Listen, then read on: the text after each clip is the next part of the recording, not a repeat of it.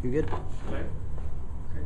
Hello everyone, this is Kalyan and I am a graduate student at the Northern Michigan University. Today I would be discussing the topic related to the flexor tendon pulley system and the physiological changes in the rock climbing. I would have an introduction, I would be having discussion about the anatomy of the flexor tendon pulley, the biomechanics that are involved in the flexor tendon, some physiological changes that occur, type of injuries, treatment, and the conclusion.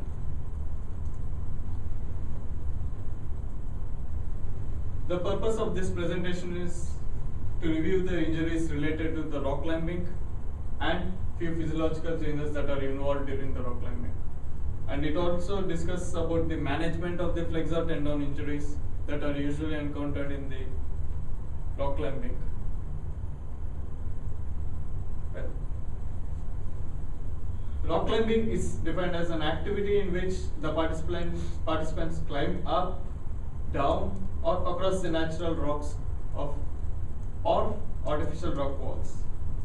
And the popularity of the rock climbing has been increased from past 20 years, and that's the reason why most of the rock climbing related injuries have also increased. And it has also transformed into a recreational physical activity and also a competitive sport. 40% of the climbing injuries are to the fingers, and half of them involve the only flexor tendon injuries. And closed rupture injuries to the flexor tendon leads to a significant reduction in the sports activity, and that's the reason why there's much studies or research that are going on related to the closed rupture injuries in rock climbing. Talking about the anatomy of the flexor tendon sheath, it's a complex structure that through which the flexor tendons of fingers runs, and it is usually has two components, which the one is the synovial or membranous component and the other is the retinacular or pulley component. The retinacular or pulley component consists of 5 annular pulleys and 3 cruciform pulleys, and out of these 5 annular pulleys, the A2 and A4 are considered as the true fibro-osseous, and these are also the strongest pulleys which withstand the greatest forces during the pinch and grip positions in the rock climbing. Whereas the A1, A3 and A5 are flexible and they act as preventing the impinging of the tendons. Here looking at the picture, we can see the A1, A2, A3 and A4, A5, which I have said these are the 5 annular pulleys, whereas the C1, C2 and C3, these are the cruciform pulleys. And as we already said, the A2 and A4, these are the strongest and the true fibro-osseous pulleys. And here are the flexor tendons that pass through these pulleys.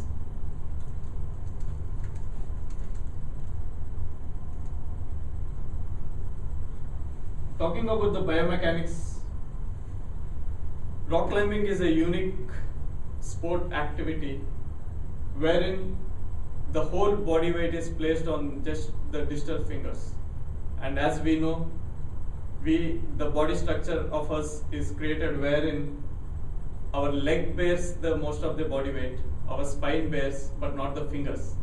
But in this particular sports activity, you have the whole weight bearing completely on the distal phalanges, and that's the reason why I said it's a unique sports.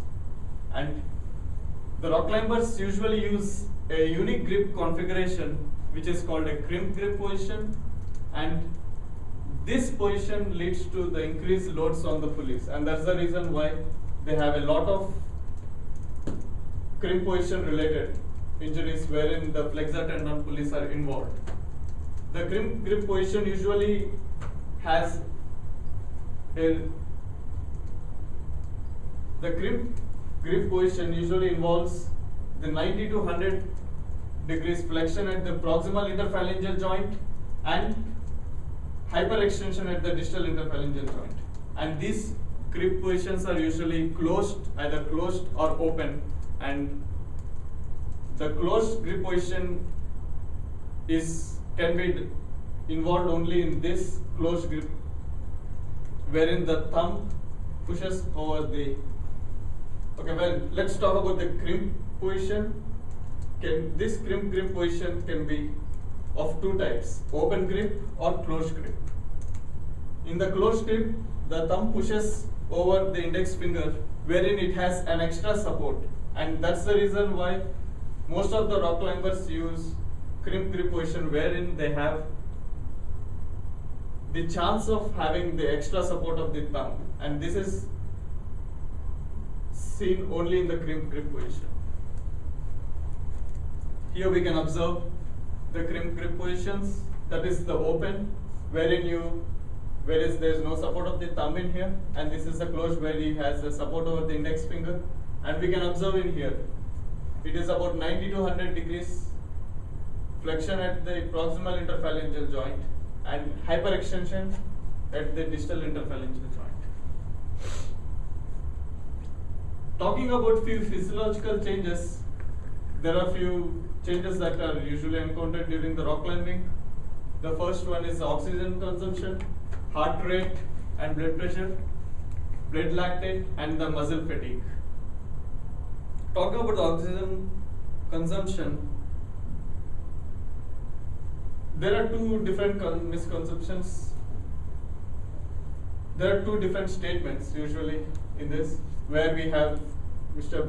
Bellet, where in this particular study, we have during the rock climbing, high-level climbers achieve a VO2 level of 45.6% of their maximal treadmill VO2. And in this study proves that the rock climbing does not have a significant contribution from the aerobic metabolism. Whereas in the another study by Shield, as the climbing gets hard, VO2 levels increase to max of about 51% of cycling VO2 max. This again states that there is a significant contribution of aerobic capacity too. And the studies apart from this, when we look into a lot more studies, it proves that both the aerobic metabolism or the aerobic capacity and the anaerobic glycolysis and the anaerobic capacity are involved depending upon the intensity or depending upon the difficulty in the different kinds of rock climbings. Talking about the heart rate and blood pressure, there is a marked increase in both heart rate and the blood pressure in the rock climbing. As the climbing difficulty increases, so does the heart rate, and it somewhere ranges about 120 to 180 beats per minute. As we already said, it all depends. The number of heartbeat depends upon the difficulty or the kinds of angles that are involved in rock climbing. The climbers can also reach about 80% of their maximum heart rate determined from the treadmill training. And usually the cause of the increase in heart rate and blood pressure is usually due to the isometric contractions, which hinder the local blood flow, whereas the dynamic exercises facilitate the circulation. And this static contractions lead to an increase in heart rate and blood pressure. Talking about the blood lactate, there was a study that proved that the blood lactate would increase, and the range was somewhere between 2.4 to 6 millimole per liter. And the relative large range of values are probably maybe due to the different modes of climbing, and we have already seen that here. The significant accumulation of blood lactate coincides with climbing and it increases with difficulty.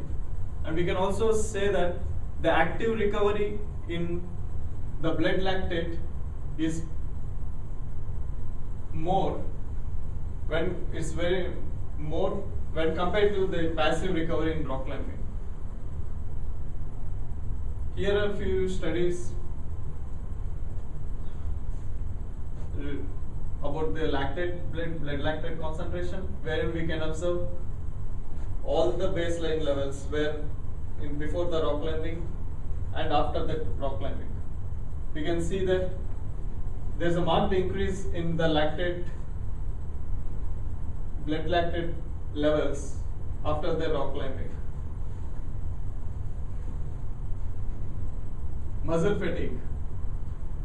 It is defined as an exercise-induced decline in the capacity of muscle to exert its maximum force. During climbing, most muscles are usually involved in are the forearm muscles and the group of muscles which experience the most muscular fatigue. And there are a few studies that proved that hand strength was found to decrease by 22% of the climbing after the climbing, and hand grip endurance was only about 57% of the resting value after climbing. And moreover, we already have seen that the lactate levels increase with the rock climbing, and that's another reason why, due to the accumulation of the lactate, leads to the muscle fatigue.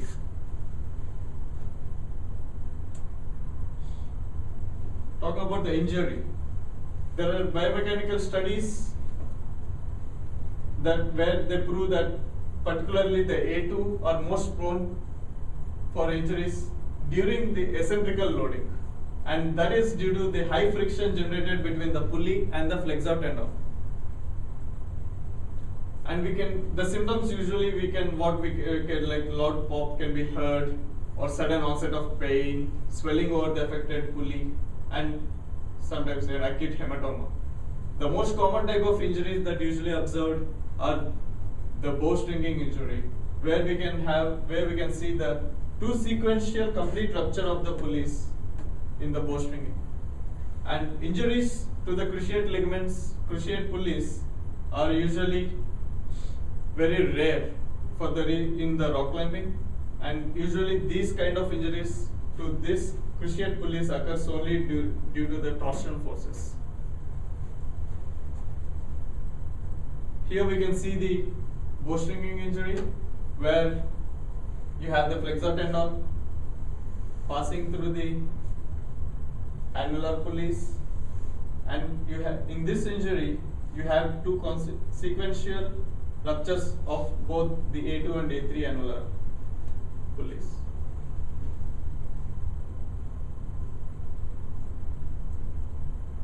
Talking about the diagnosis and treatment. Usually the diagnosis, as we have already said, that you can have a local swelling over the ruptured pulley, you have an acute hematoma. Apart from those, they use the MRI or the ultrasound. Mostly the MRI is preferred. And talking about the grades, they are usually classified into grade 1, grade 2, grade 3 and grade 4, depending upon the extent of the pulleys injured. And in grade 1 you usually observe the strain to the pulleys, and this can be treated by taping for 6 weeks. In grade 2 injuries, you have the complete rupture of the A4 or partial rupture of A2 or A3, and this can again be treated by taping for a period of 6 weeks. In grade 3, you observe the complete rupture of A2 or A3 annular pulleys, and this also can be treated conservatively by taping for 3 months. And in grade 4, you have multiple pulley ruptures, and which don't have any other option but to go for the surgical graft management, where they do grafting. And usually the most common types of surgeries performed are type 1 and type 2, wherein in type 1 palmaris longus tendons are used, whereas in type 2 the extensor retinaculum are used, where they wrap around the flexor tendons as to compensate the action of these annular pulleys. And both surgeries are proved to be very good or very successful, and the only thing is type 2 is a bit more difficult in performing the surgeries.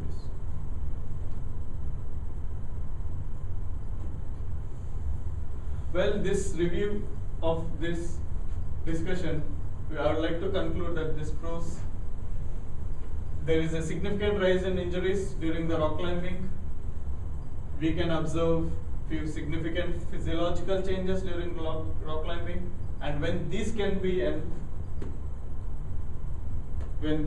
considered, we can enhance the performance of the rock climbing. We discussed about the crimp grip position, which is the most widely used hand grip position during the rock climbing, and this grip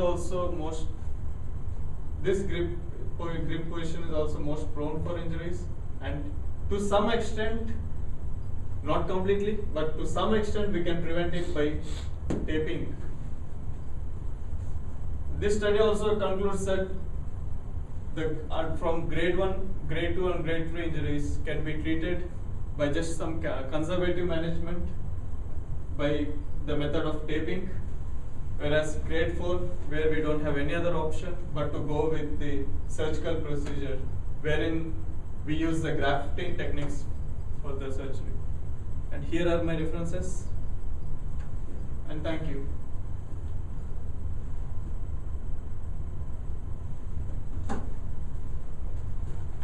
Hey. How's that? This is much better? No.